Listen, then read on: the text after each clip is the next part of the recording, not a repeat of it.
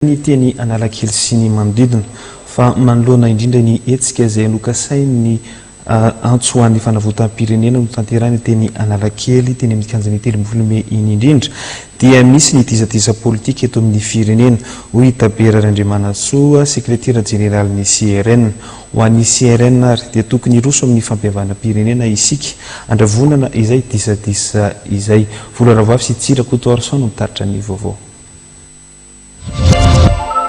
Midika fa mbola misy disadisa politika eto amin'ny firenena, matoa mbola misy manao fihetsiketsehana an-dalambe.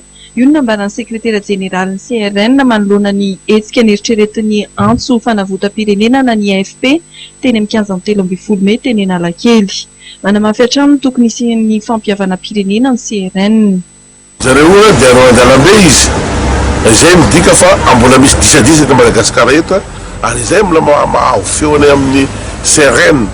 Tokony atao ny fampihavana-pirenena tena izy tokony ho izy zany fandinina lalina, tokony fandinika fa anao mieritreritra fa anao ty Madagasikara ty tsy mety zany. Asika vao niala amina crise amina solutionné crise io tokony atoizina ihany le fampidinina zany amin'ny tany firenena ty. Hidina an-dalambe zareo rapisa zoro zany amina raha-panorenana. Raha vao misy zavatra tsy mety atao amin'ny firenena dia zorony tsirairay maneho ny heviny.